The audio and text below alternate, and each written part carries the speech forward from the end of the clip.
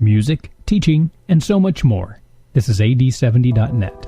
I want to welcome you to the final lecture of the 2010 Covenant Creation Conference. Welcome Tim Martin with the New Covenant Creation According to the Gospels.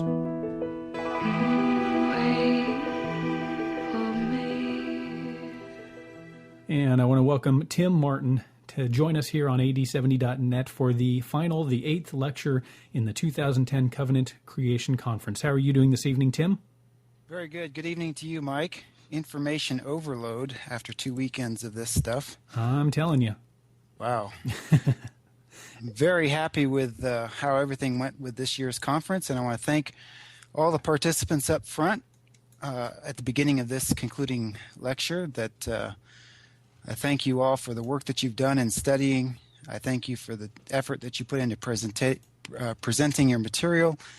And I think that my conclusion, what I take away from all of this, is that there has been great progress made in the last year in the developing covenant creation model of Genesis creation. And I thank everybody who's working on that for as far as the ideas go. And I can't wait till next year, and hopefully we'll make some good progress next year as well. You know, we had a lot of developments this year, including John Walton's book, The Lost World of Genesis 1. I can think of Gerald's presentation from regarding 2 Peter 3. That development was a major help. And what I want to do is, first of all, talk to the audience here, is that this conference took a great deal of work on the part of Mike Loomis to put together and to produce. And I was going to mention one more time in passing that if you found this conference to be helpful to you, please consider a donation to preteristradio.com for the future development of Preterist Radio. And that it takes money to do this. It takes money to stay on the air, and that's something that I would like to throw out to the audience, that if you found these sessions helpful, then please consider a donation for the continuing work of preteristradio.com. Well, I thank you very much for offering that, Tim. And you know what? I gotta admit and tell our audience that it is just an incredible blessing to be here, to be a part of this, to be a tool. And that's all I ever really want to be, is a tool in the hands of a skilled craftsman. This is God's work. This is not, Michael Loomis's radio station. This is something that he placed me to work in radio for 5 years, learning every single aspect of it for a reason. And, I don't question that anymore.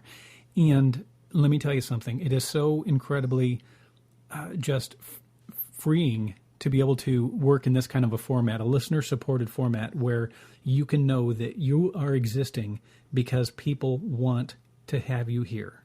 We're not dependent on advertising. We're not dependent on commercials.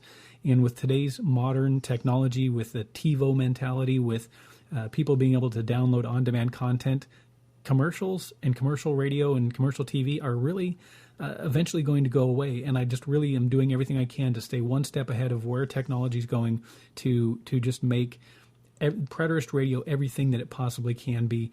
And I personally want to thank everybody out there that's listening that has already to this point been supporting Preterist Radio. Anybody that's considering it, you know what? Now's the time. We are making huge headway. We've had over 70,000 podcasts downloaded in 9 months. 70,000 is a lot of podcasts. The information. That's amazing. That blows my mind. That's a lot. Well, the information is getting out there. People are being fed. And, we're here because of you, but we're also here for you. And like I said, if you have any questions, if you don't feel comfortable using PayPal, if you want to send a check, you can contact me at feedback@ad70.net. We're in the process of, taking things to the next level, getting everything set up as a limited liability corporation, which you have to do in the state of California to take the next steps. And so I'm really looking forward to that. And any feedback, any suggestions, if you're somebody out there that's worked in this business before, if you have any advice, we'd love to hear from you. Well, great. Thank you, Mike, for your work as well on producing all this. I can only imagine what it takes to get these in the final product in podcast form. And I hope the Lord will bless everyone's studies and through all the work that we've done. So So Well, let me begin with my topic is the new covenant creation according to the Gospels. And I want to break this up into two different parts. I might go a little bit long, but the first part I want to talk about the actual structure of my presentation as far as looking at the Gospels as the new covenant creation. And then I want to do something separate. I want to go breeze through the book of Mark and sort of hit some high points about how covenant creation gives us sort of a new perspective sheds new light on the Gospel of Mark. Because I've been studying the Gospel of Mark now, been really living in the Gospel of Mark for the last year and a half. So, and I think that I think the audience will be interested in seeing how this covenant creation view sort of opens up text that we read over without much thought. So, what I want to do first is I don't really want to argue for the covenant creation view of Genesis so much as I want to offer a demonstration. If I were to demonstrate that covenant creation gives us the tools to see more in the Gospels than we ever thought possible, then the overall case for covenant creation would be even stronger. You can think of how preterism illuminates the Gospels. You know, the Gospels make a lot more sense when you read them in the context of covenant transition. And we all know this as preterists. You'll be reading along there in the Gospels and you'll see something that you've read over many, many times before, but all of a sudden when you put it in the context of covenant transition in the first century audience, then things just come alive. It's like, you know, reading the parables will do this as well. As far as reading the Gospels in terms of covenant eschatology, it just explodes with things that make perfect sense that you had never thought of before. And I'll give this one example to get started here with what's called two parables in Mark chapter 2, how Jesus is teaching about his ministry. In Mark 2:21, we read that Jesus teaching his disciples, "No one sews a patch of unshrunk cloth on an old garment. If he does, the new piece will pull away from the old, making the tear worse. And no one pours new wine into old wineskins. If he does, the wine will burst the skins, and both the wine and the wineskins will be ruined.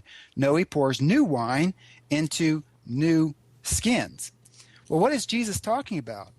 He's talking about the new covenant in his ministry. He did not come to patch up the old covenant, and that was continually the mistake the disciples made about who Jesus was and what he was doing. They kept thinking he was working in terms of the old covenant order that they were used to, as if he was patching up the old covenant order, sort of trying to fix that world so that it could continue in their traditional way of thinking. The wine he was bringing to God's people would never be able to be fit to be placed in the old covenant container or order, which the people had grown accustomed to. The old ways have to go in order to make room for the new. And I want to emphasize how that parable matches up with this clothing motif that we've seen so many other places in the scripture about how the clothing as covenant. That's the way Jesus is presenting it, about not sewing an unshrunk piece of cloth on an old garment. Now, when that imagery pops up, you should think of places like Hebrews 1:10 through 12, where we read that in the beginning, O Lord, you laid the foundations of the earth, and the heavens are the work of your hands. They will perish, but you remain. They will wear out like a garment. You will roll them up like a robe, like a garment. They will be changed. So it's very good reason for us to put that sort of parable in the gospel in context with the other garment imagery, the garment motif that we see elsewhere. And we can also see something similar with covenant change related to 1 Corinthians 15, where Paul says that the mortal must put on immortality. Putting on immortality is a clothing imagery related to covenant transition. And I would suggest, I really appreciated what Gerald was presenting, but I might even suggest another way of taking that mortal versus immortal concept that Paul is dealing with in 1 Corinthians 15. Perhaps the mortal is not necessarily individual human beings and their life, but perhaps it is the old covenant body of Adam. It's a corporate body, and the immortal being put on there is the immortal body of Christ, the new covenant. So even these things of imagery of clothing sort of ripple across the New Testament, and I think we should be careful how we look at those things in terms of covenant context. Well, covenant eschatology illuminates the text like nothing else. And to me, that is its strength. That's really why I was convinced of covenant eschatology in the long run. If I can show you now that covenant creation illuminates the text in a multitude of ways that we have never seen before, then I think that I've strengthened the case for covenant creation. You see, the problem we've got is that the emphasis on material creation in Genesis blinds Christians to the fact that the Gospels are telling the story of a new covenant creation. And it's the same problem that we see with eschatology. What keeps so many people from seeing covenant eschatology?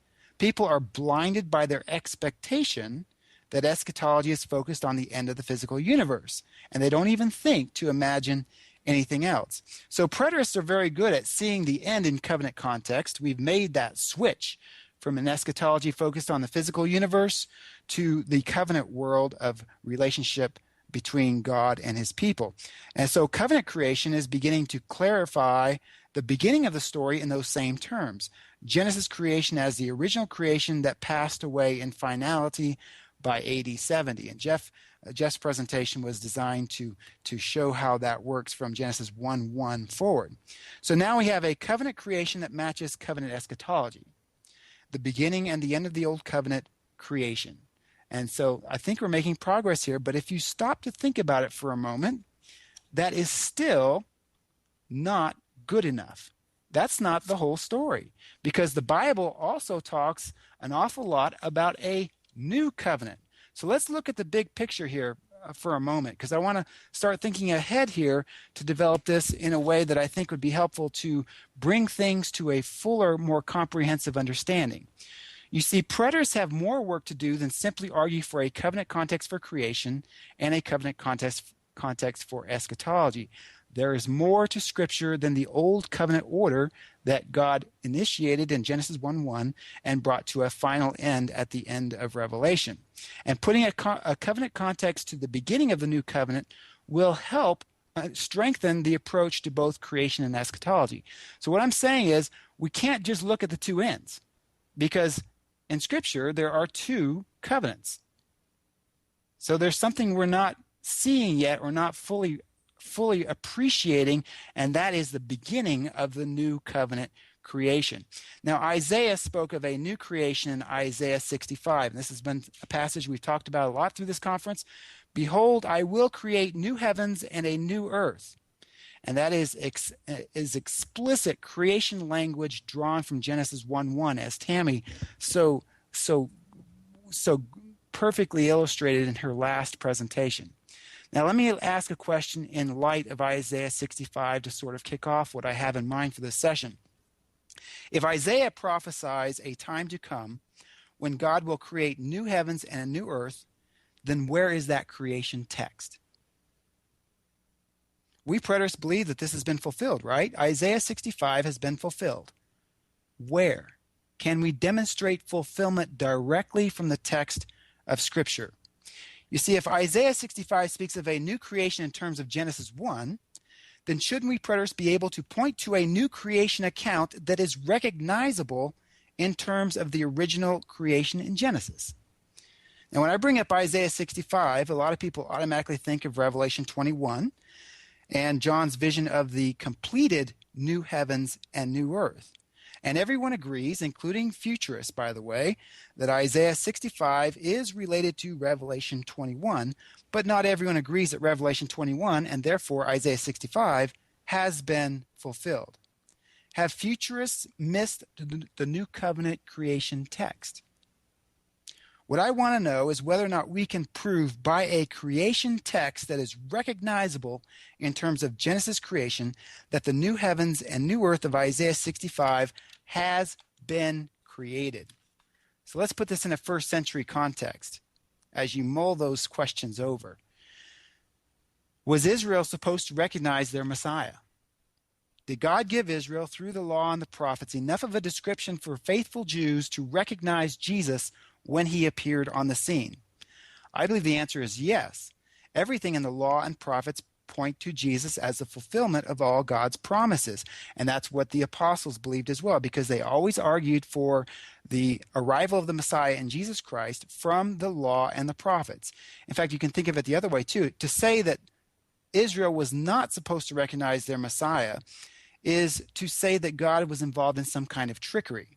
What's worse, God held Israel accountable to receive their Messiah because they did not recognize him in the day of visitation. That was in Mark. That's the reason for Jesus' pronouncement of judgment on Jerusalem in Mark chapter 13.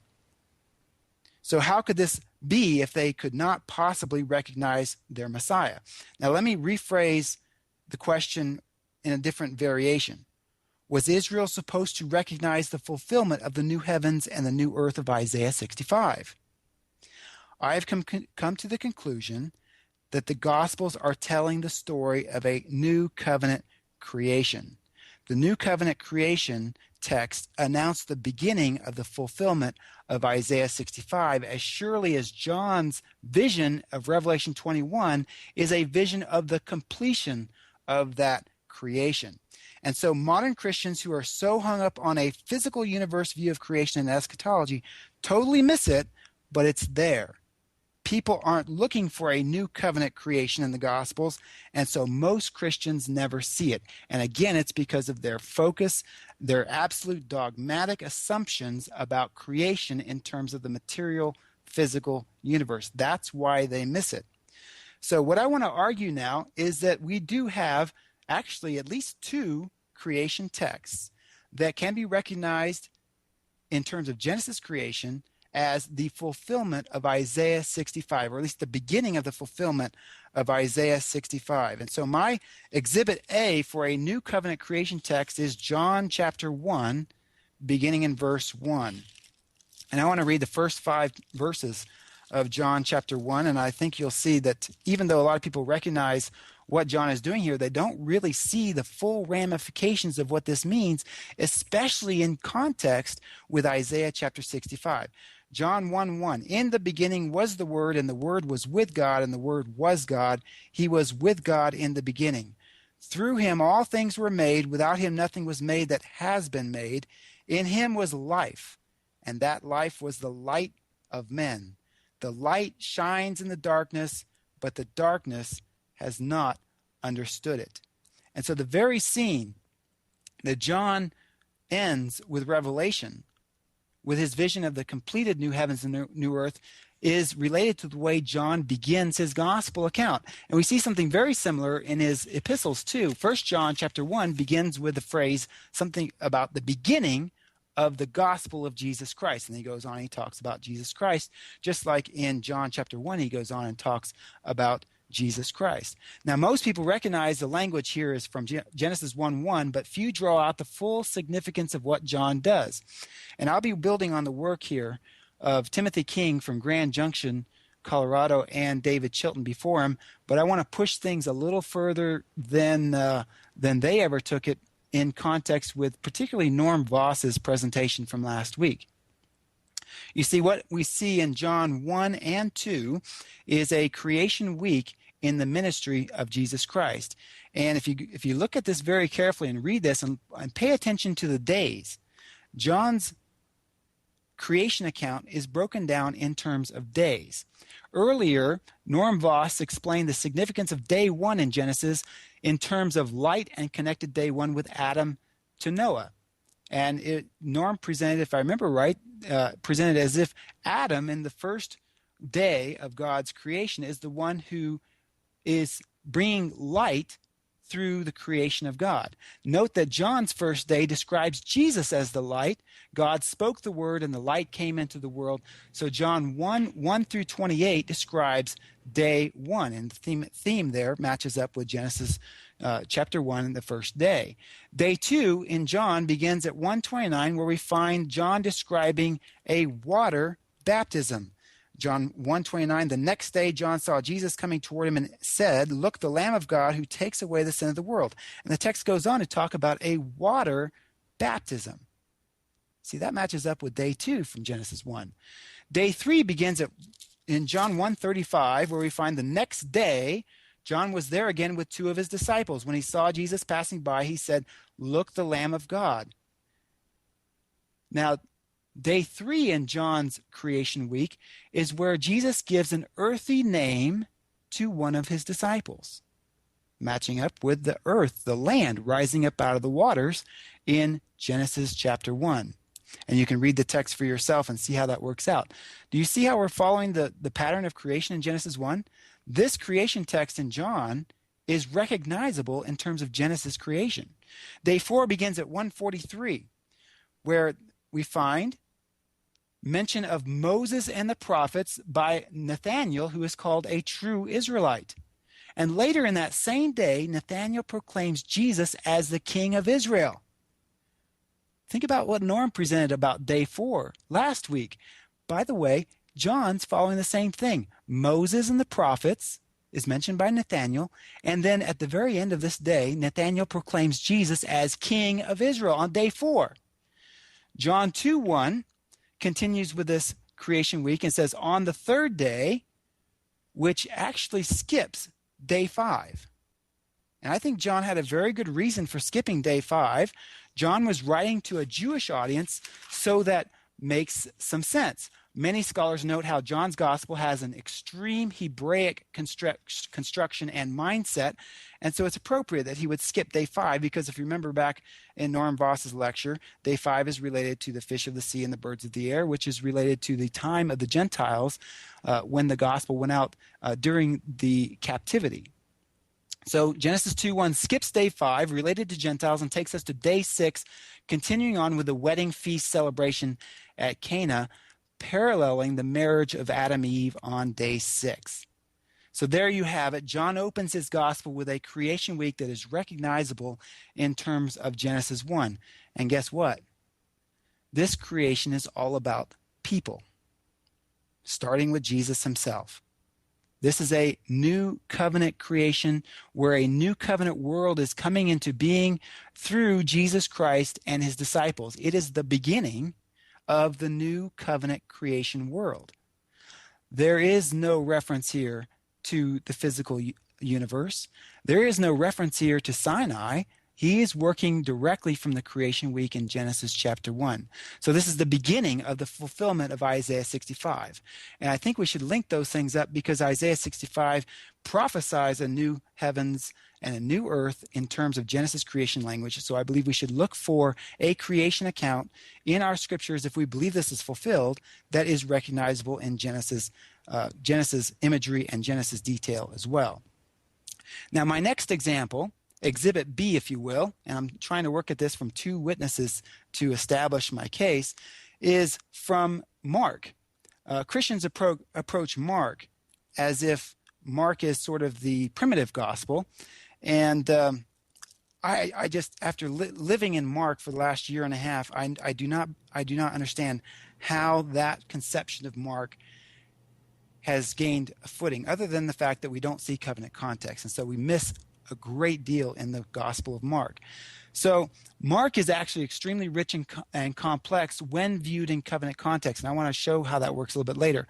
But I'm coming to the end of a year and a half long sermon series through Mark, and if anyone is interested in seeing what I mean by how fresh Mark appears in covenant context, my sermons are available on our congregational website at Covenant Community Church. That is www.truthandliving.org, and you can download the sermons whenever you like. So if anything catches your eye here that you want to investigate further, those sermons are the place to go, because those sermons are where I develop the details much more than what I can do in one presentation here. So if John 1 and 2 is one evidence for a new covenant creation, then Mark 1 is a second witness. Mark chapter 1, beginning in verse 1, the beginning of the gospel about Jesus Christ, the Son of God. There's another phrase that takes us all the way back to Genesis 1:1. Again, Mark opens with a word highly charged, going all the way back to Genesis 1. Now, we'll come back to look at his description of John the Baptizer in a moment, but Mark's account is filled with creation imagery in the context of Jesus' baptism. Look at verse 9 through 13 of chapter 1. At that time, Jesus came from Nazareth in Galilee and was baptized by John in the Jordan. As Jesus was coming up out of the water, he saw heaven being torn open and the Spirit descending on him like a dove, and a voice came from heaven, "You are my Son, whom I love. With you I am well pleased." Do you see the imagery here? the water, the baptism, Jesus coming up out of the water. That's the way the text presents it. And the Holy Spirit hovering over him, just like back in Genesis, the Spirit hovering over the original creation. There is a work of the Spirit going on here in Jesus Christ, and he is coming up out of the water, just like the land is coming up out of the water in the original creation account. So what should we think when we see this kind of imagery, with this kind of sort of visual presentation? We should think that Jesus is the new land. Jesus is the new land of the new covenant creation. He is the new earth. Now, so Tim, what you're basically saying is if it walks like a duck and it quacks like a duck, it might just be a duck? Absolutely. I'm saying that if you are aware of the Genesis imagery and Genesis themes, then you're going to see this as the new covenant creation. I believe Israel was supposed to see this once the apostles pointed it out, and that should have alerted them to the fulfillment of Isaiah chapter 65. And I believe preterists can take these very same texts and hook them up with Isaiah 65 and say, we believe this has been fulfilled. Here is the creation text. This is a new covenant creation text. So, and it doesn't stop there. Verse 12, at once the Spirit sent him out into the desert, and he was in the desert for 40 days, being tempted by Satan. He was with the wild animals, and angels attended him. What happened in Genesis right after we have the account of Genesis 1, we have the account of the temptation with Adam and Eve. Wait a sec. Did you say it said angels and wild animals tended to him? Yeah. Wait a sec. Wild animals. So it was like... We'll leave that for now. But my point is the order here in Mark is matching up with Genesis chapter 1, 2, and 3 and what happens. Because whereas in Genesis, Adam was tempted in a garden, actually Eve was tempted first and then Adam. Now we have the bridegroom being tempted first in a wilderness, and later we're going to see if you read the book of Revelation, you see that the woman, the wife, the new Eve, is tempted second in the wilderness as well. But my point is that this account that Mark is giving is following Genesis creation motif, and it's using Genesis creation imagery. And so we have now the going of Christ out in the wilderness to undergo a temptation immediately, just like we see in the original account of creation in Genesis 1 through 3. Now, I don't even believe it ends there, because actually when you keep reading the Gospel of Mark with these themes in mind, we find out he starts going out, and guess where he calls his disciples from? Verse 16 of Mark chapter 1. As Jesus walked beside the Sea of Galilee, he saw Simon and his brother Andrew casting a net in the lake, for they were fishermen. Come follow me, Jesus said, and I will make you fishers of men. At once they left their nets to follow him. Now, as members of the Old Covenant world, these disciples were outsiders. And I don't believe it's a coincidence that Jesus goes to the sea, goes next to the sea, and calls them from their fishing occupation to come join him in the land. Think in terms of covenant contrast. They were Old Covenant Israelites. And so this imagery of sea and land is going on sort of in an artistic way in the text, and Jesus calls his disciples from the sea to join up with him. And so the land is growing. And I don't think it's a coincidence, because we see the same thing again when he calls another disciple. In Mark chapter 2, verse 13, we read, once again, Jesus went out beside the lake. A large crowd came to him, and he began to teach them. You see, the land is being called from the sea. And we see the same thing with Levi. When he calls Levi, he's being called from beside the sea. So the land of the new covenant creation is in the process of rising up from the sea. What they were, I mean, we think of the sea as Gentiles, but I think that imagery is even more flexible than just always reducing it down to one thing. They are the outsiders here. Jesus is the new creation. They're part of the old creation. They are the outsiders. They've got to be called in to join with Jesus, and so the land is rising up from the sea. Now, I'll grant that seeing those kind of creation texts in John and Mark takes an artistic eye, but I believe this is the aesthetic that was common and natural in the ancient world. And we scientific moderns are handicapped when coming to these texts, because most of us have never spent the effort necessary to cultivate an aesthetic or artistic mindset that uses visual clues to communicate. Okay? And that's what's going on here. I think a lot of the critics of covenant creation are stuck here because we are suggesting that there is more artistic or a more aesthetic approach to the scriptures than we as modern Western scientific, reductionistic mindset can really handle. And so we're suggesting that we get back into their shoes and sort of look at the text artistically. Now, let me give you another example of how this works, because I think this happens more in Mark than we have ever imagined. If we go back to Mark's description of John the Baptizer in Mark chapter 1, verse 6, I think you'll see what I'm talking about here. We've noticed that Mark, and probably Peter's writing in the background here because there's a lot of evidence that Peter was the one who gave all the eyewitness accounts that Mark uses in his gospel. He says, John wore clothing made of camel's hair and a leather belt around his waist, and he ate locusts and wild honey. See, he's describing John the Baptist there visually. What are we supposed to get out of all that? Well, remember in the context of Mark chapter 1, Mark quoted Isaiah and Malachi about God's messenger to come and prepare the way for the Lord. Malachi mentions Elijah. And so Mark describes what John looks like, and guess what? If you go back in the Old Testament, you'll find the exact same description of Elijah back in 2 Kings chapter 1, verses 7 and 8. So when people who knew the Old Testament well saw John standing there dressed like this, they would make the connection instantly, say, oh, that's Elijah in fulfillment of Malachi's prophecy, because he looks like Elijah. And it's not just the description of what he looked like, it's the location too. He was baptizing in the desert region on the other side of the Jordan River. Well, what does that bring back in the mind of the covenant history with Elijah? That was where Elijah was taken up into heaven.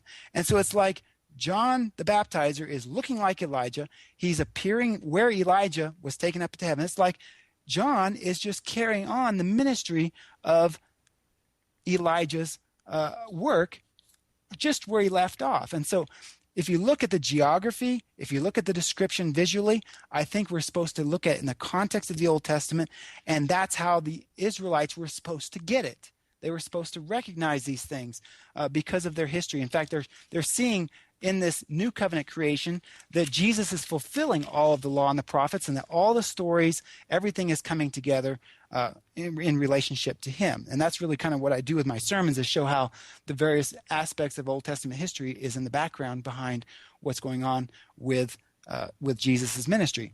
Now, what I want to do with the rest of my time is touch on a few places in Mark where covenant creation themes and imagery illuminate the text in new ways for us.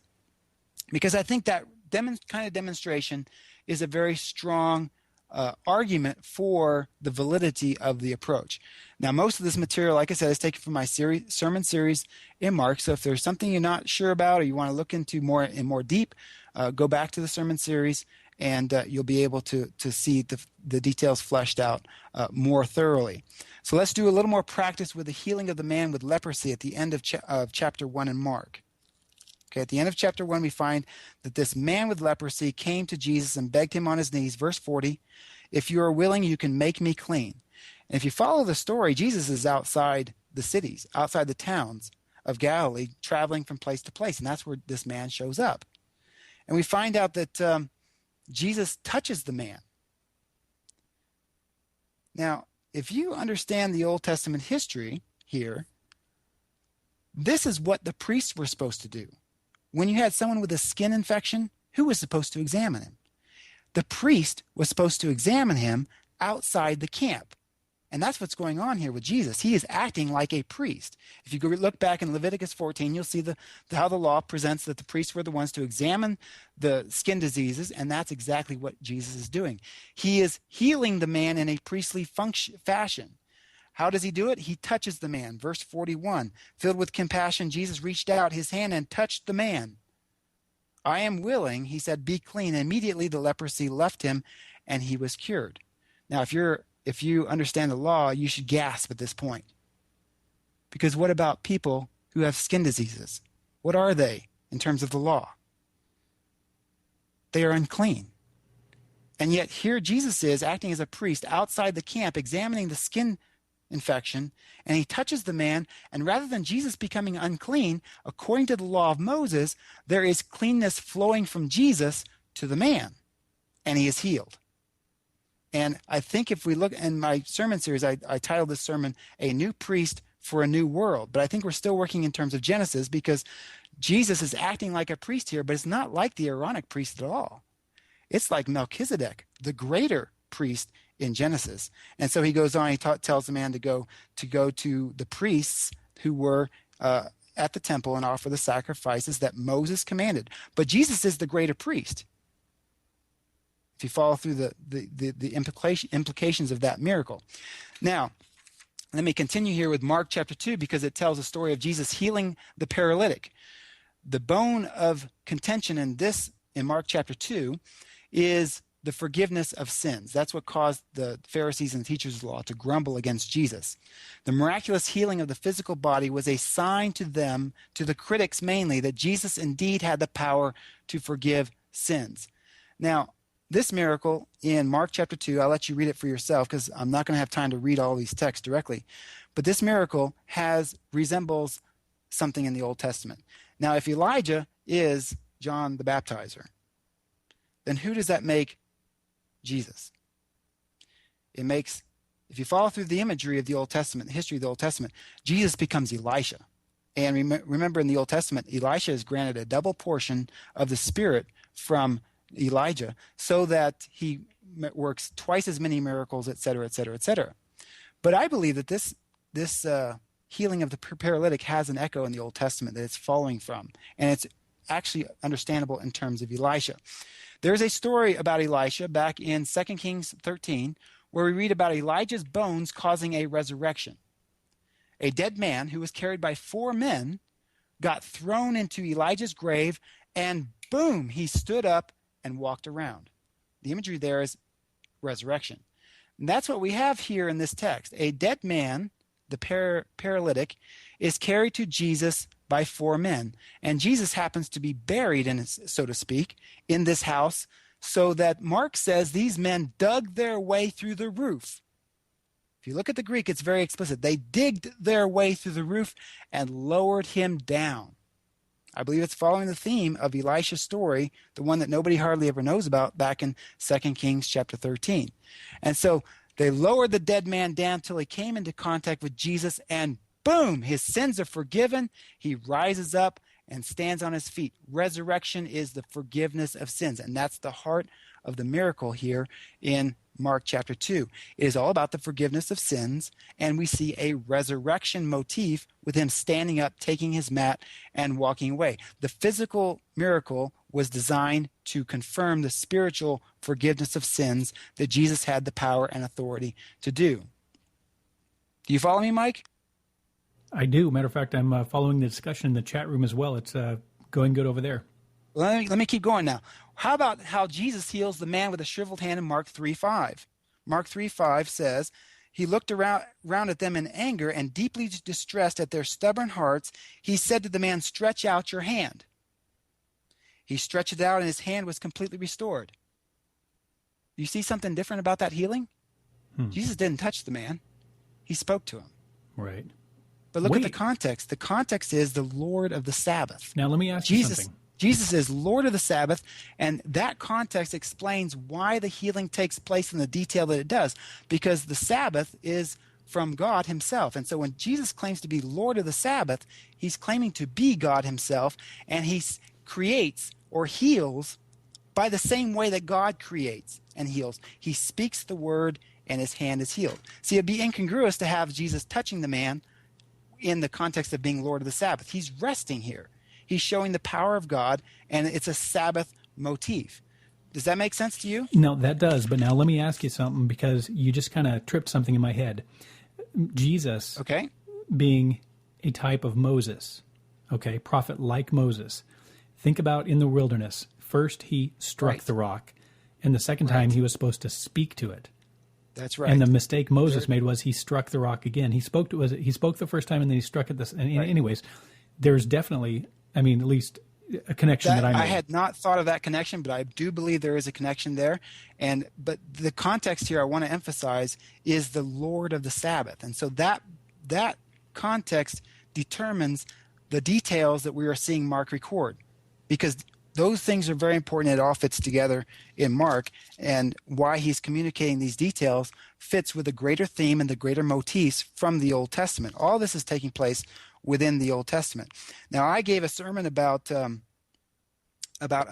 his claim about David, what David did when his companions were hungry and in need in the days of Abiathar, and I don't have time to go through that right now, but if you want a fascinating study of Mark chapter 2, verses 23 and following, look at that sermon, because actually Abiathar was not the high priest when David and his companions were hungry and in need. And I think Jesus made the reference to Abiathar the priest for a very good reason in that text. But let's continue now in Mark chapter 3, verses 34, because this is going to lay some groundwork for something I'm going to cover very soon.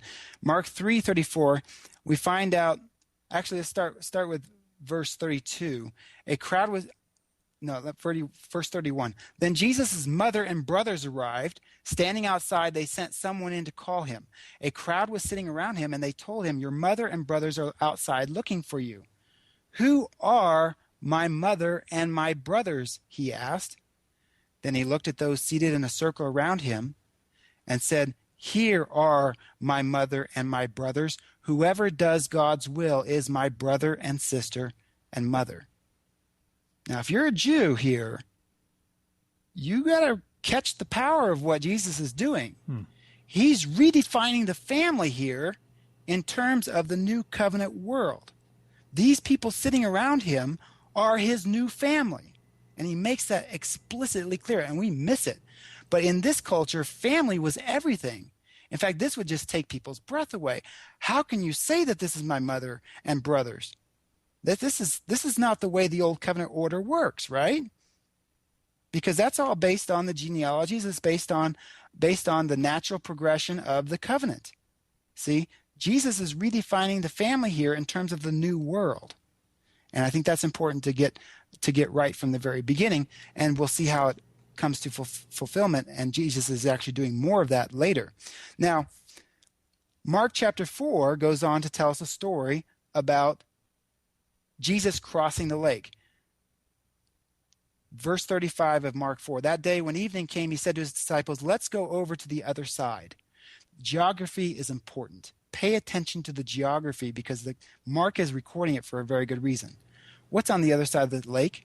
On the Sea of Galilee? If you go across the Sea of Galilee, you no longer are in a Jewish region. You are in a Gentile region. And so here we have Jesus going to go over and cross over the lake, going to a Gentile region, and they get caught up in a storm. And I think we've had a show before where I mentioned how this theme here is a Jonah theme, because Jesus is in this storm. Jesus is asleep in the boat, and the boat was nearly swamped. Jesus was in the stern sleeping on a cushion, just like Jonah was sleeping in the middle of the ship. And the disciples woke him and said to him, "Teacher, don't you care if we drown?" Just like the crew woke up Jonah.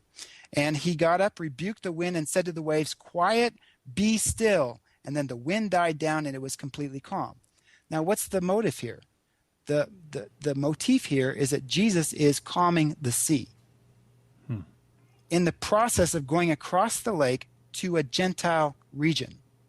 And what's even better is that he uses the very same language. "Quiet, be still," in verse 39 is the very same language in Greek that Jesus used to cast out the demon. Verse 25 of chapter 1, "Be quiet," said Jesus sternly, "come out of him."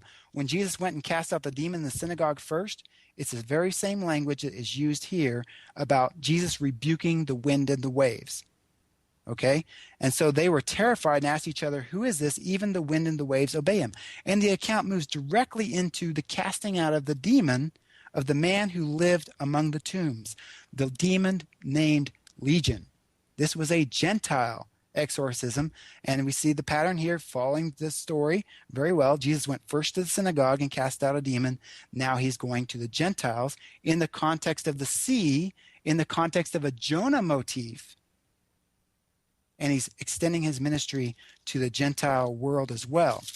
And we see some of the, what happens in this. The pigs end up having the demons placed in them. The legion of demons finds the pigs. The pigs run into the sea.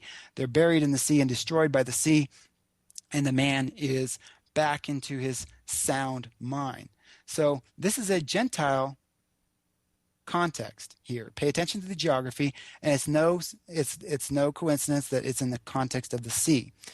Next, let's go to Mark chapter 6, verse 30, where we have the feeding of the 5,000. Now, there is all kinds of detail here that is related to Israel. If you read this text, you'll find out that that Israel comes out from the towns to meet Jesus in the wilderness, and they line up in their divisions. This is like a sort of a host. This is an army gathered on the grass. And then the detail in terms of the bread that was left over matches up with 12 tribes of Israel, and all the detail there is related to Israel. But then we have another feeding of the 4,000 in Mark chapter 8. And the commentaries when I was studying this were all confused about why there's two different feedings that Jesus gives bread and fish to different people. Well, follow the geography out. The feeding in chapter 8 is a Gentile feeding, and that matches up with the details that are listed. 4,000, I believe, relates to the four corners of the earth. Seven baskets left over, connects with the first fruits from the 70 nations, etc. But the geography here is a Gentile feeding. Of course, what we see in here in the gospel with the two feedings is that Jesus is feeding himself. That's what the bread symbolized. And he's feeding Israel, and he's feeding Gentiles both. And that lays the theology of the New Testament, where the gospel goes to both Jew and Gentile. Now, in verse 45 of Mark chapter 6, we find another sea story. Okay? Another sea story. Immediately, Jesus made his disciples get into the boat and go ahead of him to Bethsaida while he dismissed the crowd. After leaving them, he went up on a mountainside to pray. And then we find another story of another sort of squall on the lake. And we find out that Jesus walks his way out to the sea. And a lot of people have made lots of, arguments about science and stuff, related to this walking on the sea. But there is a covenant point to this story. Walking on the sea sets the scene for what Jesus is going to do in Mark chapter 7. What's he going to do in Mark chapter 7? He's going to talk about clean and unclean laws, and he's going to abrogate them, because he is now Lord of both land and sea. And I believe that the walking on the water here in Mark chapter 6 is related to Revelation 10:2, where John sees that this angel from heaven, speaking of Jesus Christ, places his right foot on the sea and his left foot on the land. This is a dominion thing. And I think this matches up with what happened with Peter. Other Gospels record that Peter tried to walk on the water as well, and he took a few steps, but then his faith fell, and he ended up sinking down into the surf. Well, I believe that matches up with what happened with Peter later in his life in regard to these clean and unclean laws and his refusal to dine with Gentiles. That was a lack of faith on Peter's part, and Paul had to correct him on that. So this dominion on the water, walking on the sea, has tremendous implications within the motif of covenant creation. And there's no coincidence that the text moves right into Jesus declaring all foods clean. And then where does he go in verse 24 of chapter 7? Jesus left that place and went to the vicinity of Tyre. That's not a Jewish region. That is a Gentile region. And he's, of course, following up with what happened with Elijah going to the woman outside of Israel during the famine. So these motifs are very important. The geography is very important. The visual presentation is very important. And it's covenant creation themes which unlock what's going on here in the text. Okay, so now let's move forward. Am I losing you, Mike? Should I stop for a sec? No, man. We are good. You just keep on trucking, brother. Okay. The transfiguration in Mark chapter 9, I presented as a connection to Sinai. And the reason for that is because Moses and Elijah are on the mountain. Both Moses and Elijah had a Sinai experience. Both Moses and Elijah had an eschatological dimension to them. And, of course, the idea of a glory cloud and Jesus coming down off the mountain with this sort of Moses-esque appearance and what they all saw on the mountain. Jesus only took up a few of his followers, just like Moses only took up a few of his followers. Now, this is a Sinai picture. And I think we talked about this in a previous show. But then we have this event after Jesus comes down in verse 14 and following of Mark 9, where they come down and they find out that their disciples cannot heal a boy with an evil spirit. All right? So a man, verse 17, a man in the crowd answered, "Teacher, I brought you my son who is possessed by a spirit that has robbed him of his speech. Whenever it seizes him, it throws him to the ground. He foams at the mouth, gnashes his teeth, and becomes rigid. I asked your disciples to drive out the spirit, but they could not." And then Jesus invokes Deuteronomy 32. "O unbelieving generation," Jesus replied, "how long shall I stay with you? How long shall I put up with you? Bring the boy to me." And I presented in the previous show how this whole story is a story of Israel in picture form, because Israel was the one who was always tormented by the demon from its childhood. And none of the holy men of old, none of the prophets, none of the wise men could ever exorcise Israel permanently from the demon that tortured Israel from infancy. And actually the detail comes up, verse 22, "It is often thrown him into fire or water to kill him." And I think you should think in terms of Israel's fire story and water story in Israel's history. And it goes on that Jesus is the one who casts out the deaf and mute spirit. And at the very end, this all happens when Jesus gives a resurrection motif. The spirit shrieked, convulsing him violently, and came out. That's what Israel did. When Jesus showed up, Israel went into convulsions. The boy looked so much like a corpse that many said, "He's dead." That's what Israel went through, particularly with AD 70. But Jesus took him by the hand and lifted him to his feet, and he stood up. Resurrection. So these stories are more than just random details. They all have a covenant context, and they all have a covenant point. Here's another one, verse 42 of chapter 9. That famous passage about, "If anyone causes one of these little ones who believe in me to sin, it would be better for him to be thrown into the sea with a large millstone tied around his neck." Now, this thrown into the sea motif is used elsewhere about Jesus talking about, if you have faith, you can say to this mountain, "Throw yourself into the sea." We can understand that in covenant context and what happened in AD 70. But notice what Jesus says. He says, "If your hand causes you to sin, cut it off. It is better for you to enter life maimed than with two hands to go into hell where the fire never goes out. And if your foot causes you to sin, cut it off. It is better for you to enter life crippled than to have 2 feet and be thrown into hell. And if your eye causes you to sin, pluck it out. It is better for you to enter the kingdom of God with 1 eye than to have 2 eyes and be thrown into hell." And commentators look at this stuff and they say, this is just hyperbole par excellence. Jesus is just exaggerating beyond all imagination to tell people that they actually have to cut their hands off or cut their feet off in order to make sure they make it into the life. No, there is something in the background in the Old Testament that Jesus is referring to indirectly here. And I submit to you that the background of this statement comes from Leviticus chapter 8, verses 20 through 24, where the sons of Aaron are ordained to their office by the application of blood to their right thumb, their right big toe, and their right ear. You see, if Paul can talk about the corporate body of the church, how we are one body with many members, of whom Jesus Christ is the head, I believe that Jesus can talk about the corporate body here. What's he saying? He is dead serious. If your hand causes you to sin and blocks you to enter life, cut it off. If your foot causes you to sin and blocks you from entering life, cut it off. If your eye causes you to sin, those are the 3 elements: head, right thumb, and right big toe that ordained Aaron's sons.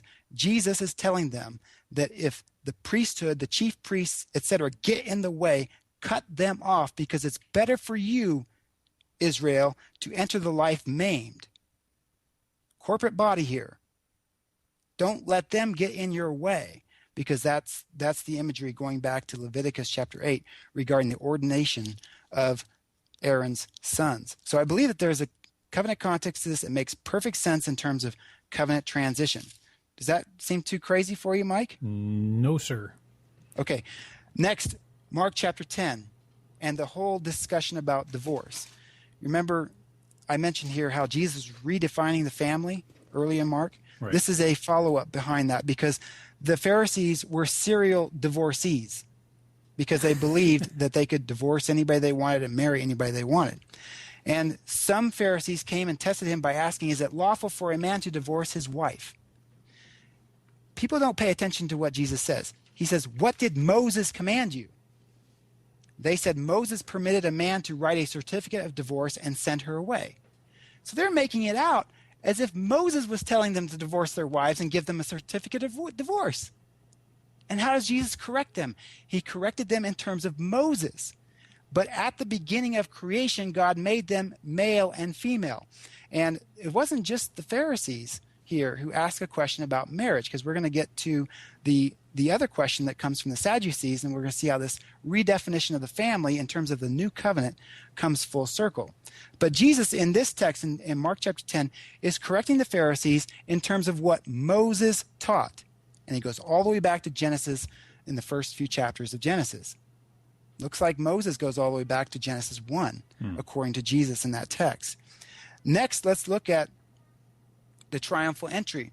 I gave a sermon about this that said there is no such thing as a triumphal entry. Jesus Christ never entered Jerusalem riding on a donkey. All of the impressions that you've got about the triumphal entry are entirely wrong because, again, there's another story in the background here with Jesus and what we call the triumphal entry. Jesus is being inaugurated. His kingdom is being inaugurated here, and it's following the pattern of Adonijah and David and Solomon. You have to go back to 1 Kings chapter 1 to read that story to really appreciate what's going on, because David at the end of his life was dying, and Bathsheba came to David because Adonijah, another son of David besides Solomon, had claimed the throne in Jerusalem. And Adonijah was throwing a big party in Jerusalem. And Bathsheba and the prophet came to David and said, look, you promised Solomon would be the next king of Israel. What are you going to do about it? So David rouses himself, okay, and he tells him to do two things with Solomon. One, put him on my donkey and ride him out toward Jerusalem. And then on the way, pronounce and give great praises and pronounce him king of Israel. Two, anoint him with oil. That's what's going on here with the triumphal entry. The great feast was in Jerusalem. The Pharisees had usurped the kingly role of the Messiah in Jerusalem. There was a great feast going on in Jerusalem with Passover, just like there was a great feast that Adonijah put on in Jerusalem. And the true king of Israel was going to be recognized by two ways: riding on a donkey outside the city and anointed with oil. And that's exactly that is exactly what happens, because Jesus rides toward Jerusalem from Bethany on the donkey, and we find out in Mark chapter 14 that we find that there is an anointing of oil at Bethany outside Jerusalem on Jesus' head. If you read it very carefully, the other Gospels talk about this woman spending this expensive perfume on Jesus' feet. Mark doesn't do that. Mark says it is put on his head. And I believe that matches up with the story of the crowning of Solomon as the next king of Israel. So the true faithful Israelite would recognize who the true king of Israel was by following the old story and looking at Jesus, because he rode on a donkey outside the city and he was anointed with oil. And by the way, I made in my sermon the point that this is where the millennial reign of Christ starts. When did Solomon's reign begin? It began when he rode on David's donkey and was anointed with oil. This is the beginning of the kingdom of Christ. Now, hey, another little interesting fact there. You know how many years it was from the beginning of Solomon's reign to the beginning of Jesus's? About 1,000, right? Almost exactly 1,000 years. Yeah. And it was for 40 years, which relates very well to this transition period time. But what I'm saying is the imagery here, following the story in 1 Kings chapter 1, mandates that the kingdom of Christ, the millennial reign of Christ, begins right here, because that's what the Pharisees were denying. No Messiah yet, no kingdom here yet, okay? And preterists who want to say that the kingdom starts in AD 70 have missed the imagery in context with the Old Testament. And they actually end up agreeing with the Pharisees that Jesus isn't king yet. So the millennium begins right here when Jesus follows the pattern of Solomon becoming king, when he rides on the donkey and he is anointed with oil. Now, next, we see the withered fig tree. And this is Genesis imagery very clearly. Verse 20 of Mark chapter 11, in the morning as they went along, they saw the fig tree withered from the roots. Peter remembered and said to Jesus, let me back up. I'm too far into that text. Verse 12 of chapter 11. The next day as they were leaving Bethany, again, Jesus is outside of Jerusalem because the usurpers had taken over Jerusalem. Jesus was hungry. Seeing in the distance a fig tree in leaf, he went to find out if it had any fruit. When he reached it, he found nothing but leaves, but because it was not the season for figs. Then he said to the tree, may no one ever eat from you again. And his disciples heard him say it. What's the imagery here? Fig tree should take our minds back to Genesis. And here we have Jesus coming into Jerusalem to take his city. That's really what it's all about. The king of Israel is coming to Jerusalem to take his city. And he finds a fig tree in full foliage, promising fruit. And when he gets there, what does he find? There's no fruit. And notice what Jesus condemns Israel for when he does make his entry. In verse 17, he says, and as he taught them, he said, is it not written, my house will be called a house of prayer for all nations, but you have made it a den of robbers. Two separate quotes from the Old Testament. And Israel was being condemned for their zealotry, because they had, in their own pride, in their own nationalistic zeal, excluded Gentiles from the worship of God. That's the fruit that God was looking for Israel. Israel was to be a minister nation to the other nations, to bring the knowledge of God to the other nations and bring fruit to God. And that's exactly what they are condemned for, because they refuse to allow the temple to be a house of prayer for all nations. And I have a long sermon about that, about how the Gentiles were actually called to come and worship God in the temple, just like Israel. In fact, the Old Testament law says that they were not to have any favoritism between Jews or Israelites and Gentiles when it came to offering sacrifices. So the withered fig tree, of course, is picturing the withering of Israel to come, and etc. So the story goes on in covenant context. Now, marriage at the resurrection. This is an important thing. We've seen how Jesus is redefining family. We see how Jesus, when he argues with the Pharisees, takes them back to their own law and what Moses said about marriage and divorce. See, the Pharisees were not obeying Moses. They were not following the law. They were not obeying the law. And that's what repeatedly got Jesus very, very hot. It wasn't that they were following the law and honoring God. It was that they were denying God's word because of their traditions. And so once again, we have here this question of the Sadducees. Again, it is about marriage. Now, the Pharisees asked a question about the temporariness of marriage. The Sadducees ask a question about the permanence of marriage. Then the Sadducees, who say there is no resurrection, came to him with a question. Teacher, they said, Moses wrote for us that if a man's brother dies, and we know the story, he goes through 7 of them. And the question, of course, at the end, at the resurrection, whose wife will she be since the 7 were married to her? They're thinking in terms of the permanence of marriage according to the old covenant system. Jesus replied, are you not in error because you do not know the scriptures or the power of God? When the dead rise, they will neither marry nor be given in marriage. They will be like the angels in heaven. Now, about the dead rising, have you not read in the book of Moses, in the account of the bush, how God said to him, I am the God of Abraham, the God of Isaac, the God of Jacob. He is not the God of the dead, but of the living. A very, very thought-provoking answer, because Moses in the bush is writing after their death, and yet he's calling them alive. But the point here with the Sadducees' question is they were thinking about the permanence of marriage. And Jesus says that they were mistaken, because when the dead rise, they will neither marry nor be given in marriage. Now, this text and the parallel accounts in the other Gospels has been a very oft-quoted argument against full preterism, because we tend to think of marriage in terms of the physical act of marriage, right? That's how people think of Genesis marriage. Right. Just the beginning of marriage. That's sort of the theology of marriage. And yet here Jesus says in the resurrection, they're not going to marry or be given in marriage. So how can we preterists who see marriage going on around us, I don't think anybody here is going to go the Oneida community route and say there is no more physical marriage, although that was tried once. It failed miserably. Well, how do we deal with this? Well, if you go to Luke 20, a parallel passage, we find more detail here. Luke 20 says, Jesus replied, the people of this age marry and are given in marriage. But those who are considered worthy of taking part in that age and in the resurrection from the dead will neither marry nor be given in marriage, and they can no longer die, for they are like the angels. They are God's children. See, the bell should go off right about there. What is Jesus dealing with, and how does this illuminate Genesis marriage? Genesis marriage is for a covenantal purpose. I do not believe that Genesis marriage talks anything about the beginning of the initiation of the covenant act of marriage. Genesis is a covenant story, and it was given for a covenant purpose.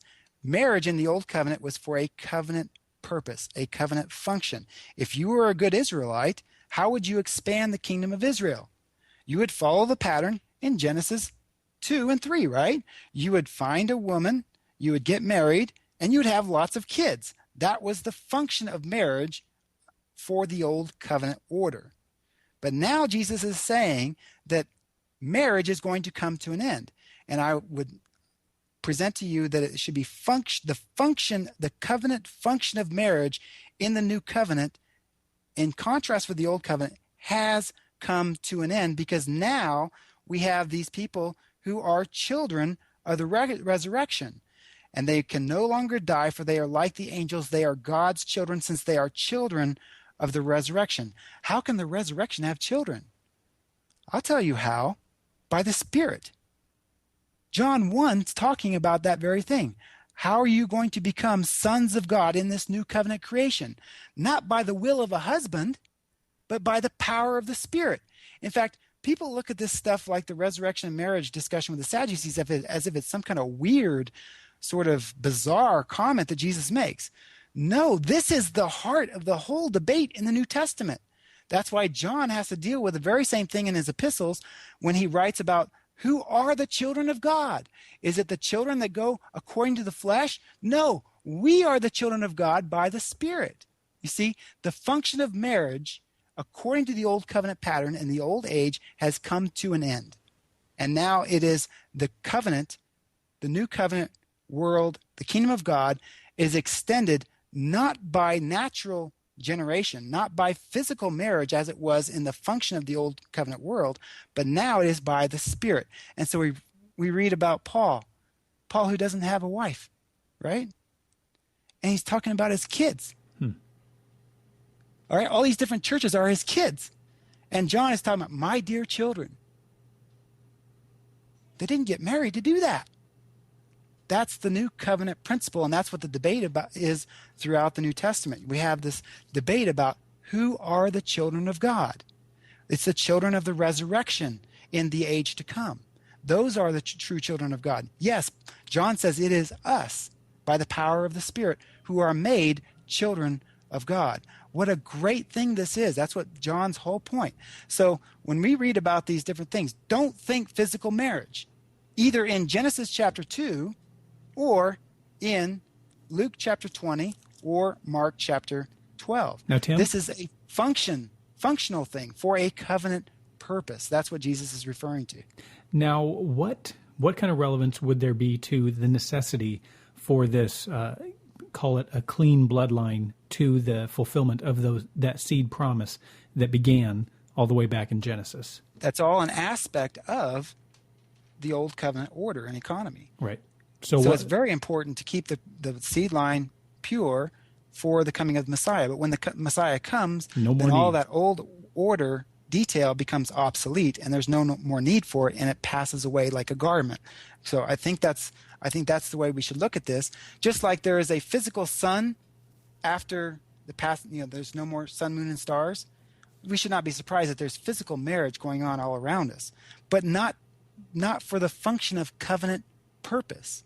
That is over. That was the old age. We now live in that age to come, in which the kingdom is expanded, as Jeff mentioned earlier today, through spiritual means, through evangelism, through the presentation of the gospel. And it breaks out of the old order, which had glory, but it is even more glorious now because it's more powerful. And we keep trying to think of marriage in terms of the old covenant. See what I'm saying?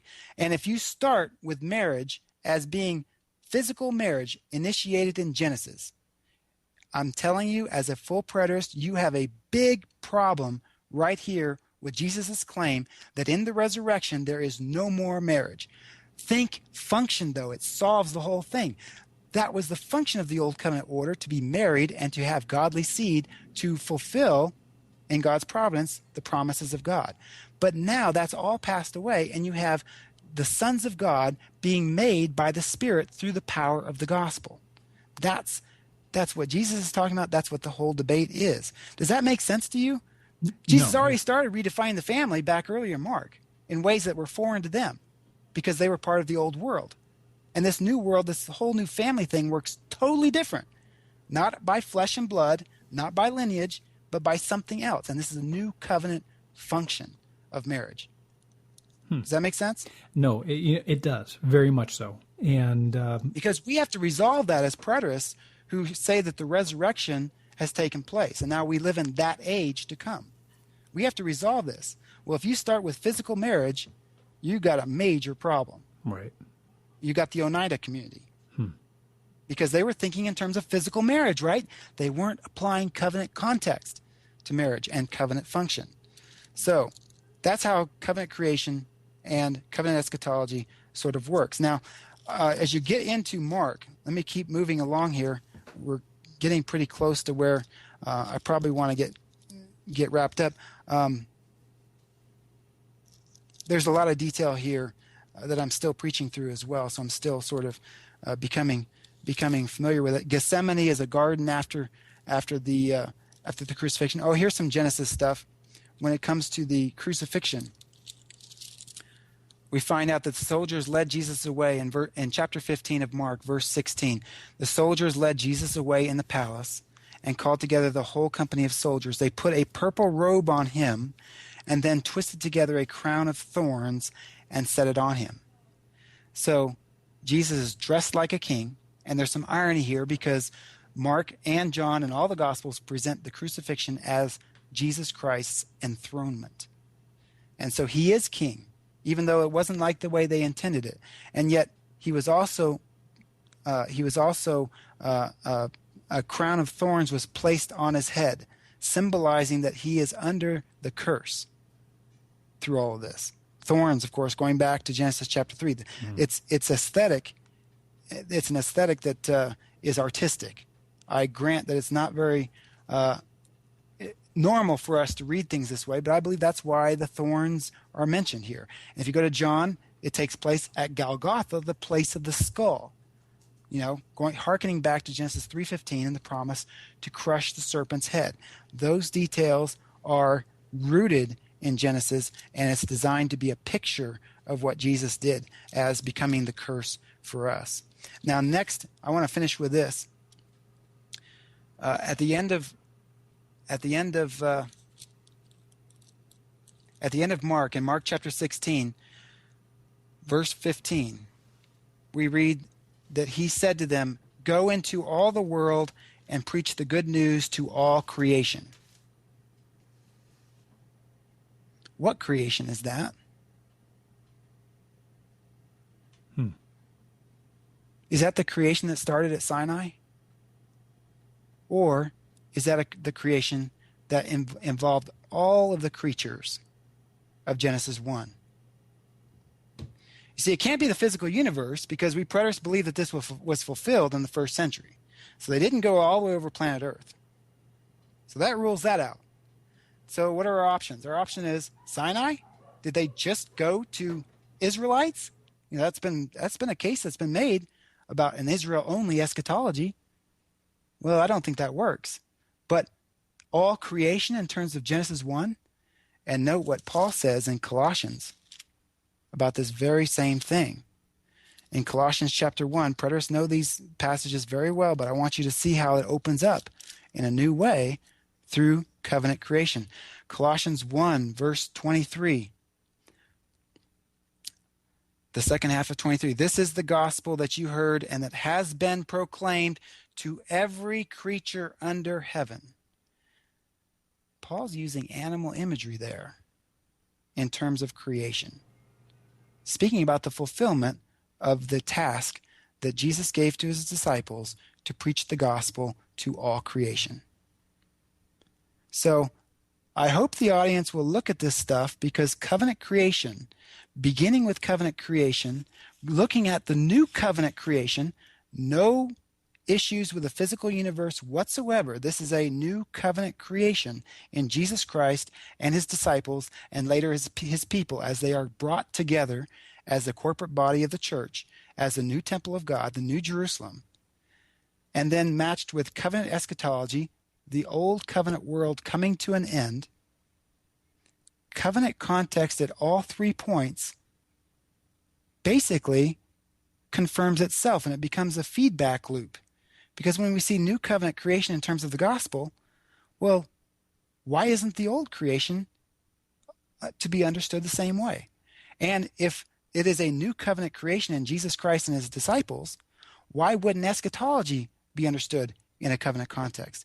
So what I want to do is open up the perspective here with covenant creation, not just the beginning of the covenant world in Genesis 1, not just the end of the old covenant world finally at the end of Revelation, but also in this is the new covenant creation, because there are 2 covenant worlds, and Scripture says an awful lot about the new covenant world, which will never come to an end. So I hope preterists will look back at this and see that, yes, these themes and motifs make sense, and a demonstration of them show how they work out and open up the Scriptures in ways that we have never imagined before, with motifs and imagery and artistic representations. It gives a sort of a 3-dimensional perspective of what Jesus was doing in the context of Old Covenant history, and how all these stories find their fulfillment in Jesus Christ.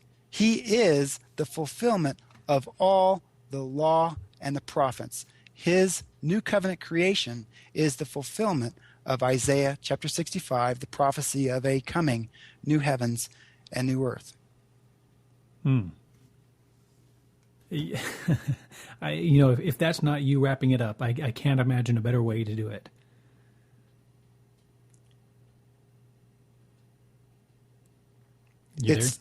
One thing leads to the next. It really does. And I hope to show people that this covenant creation stuff is not just an interesting curiosity. It is really revolutionary as is covenant eschatology on the other end of the Bible. Right. And when they get together, things go exponential, because you start seeing the middle of the Bible in terms of these covenant themes, and it starts making more sense. Right. Well, you know what? There's no question in my mind that covenant creation and this current exploration that we are blessed to be a part of here on Preterist Radio is it's opening up new vistas and answering so many questions about so many little details. It's like, okay, why is this in the history of Israel? What was the purpose of doing these things? Paul said all these things were done for those of us upon whom the end of the ages have come. And it is just so amazing to see that Jesus, when it says in the book of Revelation that he is the spirit of prophecy, and how he is the fulfillment of the law and the prophets. And that's why this is so important. If you start with a physical universe view of creation and you end with a physical universe view of eschatology, you're never going to see the full significance of Jesus in covenant context. That's why this is so important to get right. It opens up the story the way it was intended to be in the first place. Well, my brother, we are living in exciting times with all this and I really appreciate your series that you've been doing through the Gospel of Mark. We've been playing it here on the station. We just started the series again this last week, We've played it at least one other time in the last 9 months, and it is just an amazing series. You and I had done a podcast on this.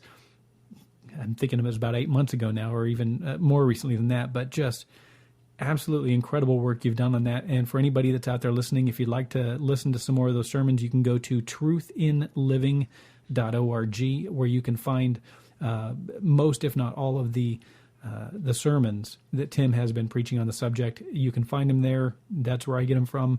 Download them, listen to them again and again. I guarantee you will be blessed. And to be honest with you, Tim, I've not met very many people that have as good of a grasp of the Old Testament, the context of what was going on back there, really at all.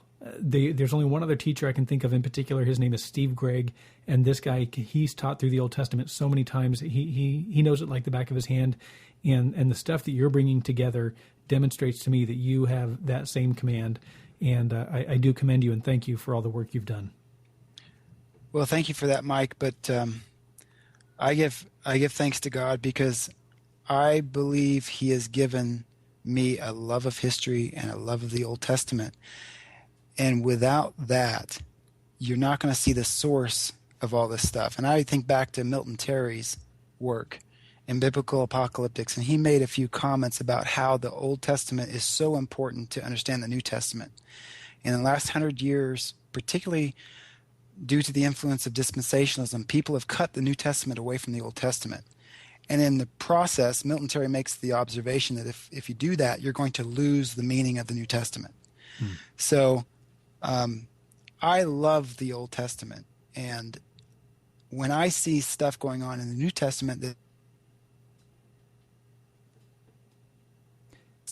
stuff going on that nobody knows about, I just want to jump up and start yelling and screaming and use whatever means I have at my disposal to get the word out, because I think we just miss so much because we are so shallow when it comes to our knowledge of the Old Testament. And that if I can get something across, that one thing across to preterists, love the Old Testament, look in the Old Testament for the background for all this stuff, and it will make the whole story incredibly rich and multidimensional and powerful, because then it brings it up to its fullest meaning about what is really going on with this Jesus Christ who comes and brings about the end of the old world, brings in salvation, and now lives with his people forever and ever, because we know that the new covenant has no end.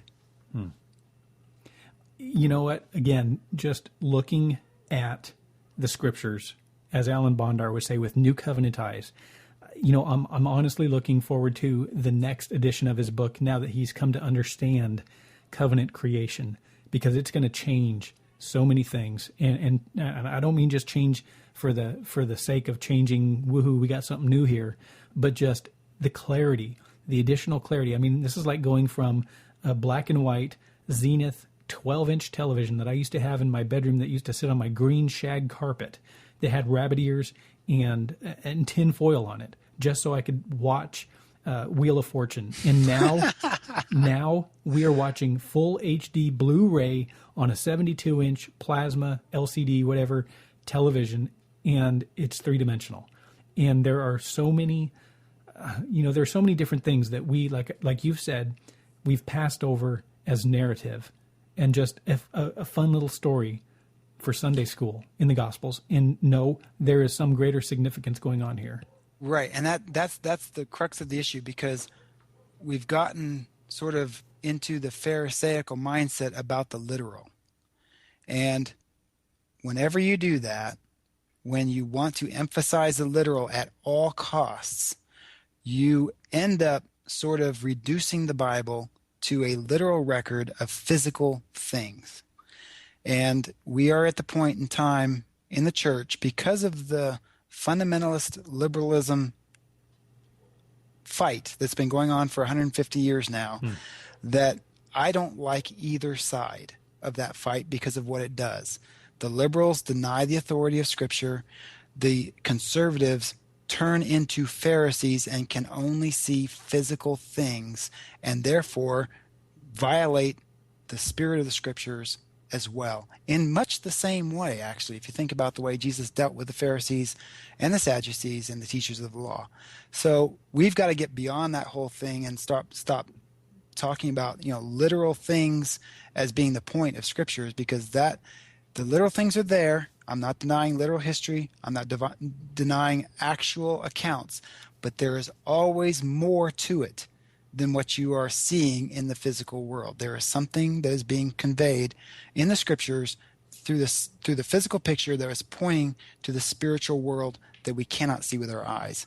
And that's what I'm trying to get across here with this aesthetic reading, this sort of artistic mindset, which I believe was very common in this ancient culture. We just have lost it. Brother, let me tell you, we have lost it. There's an absolutely incredible presentation that walks you through and explains what a first century ancient Near Eastern mindset was. It was very pictorial. It was not linear. It was not letters and numbers. It was pictures. It was descriptive.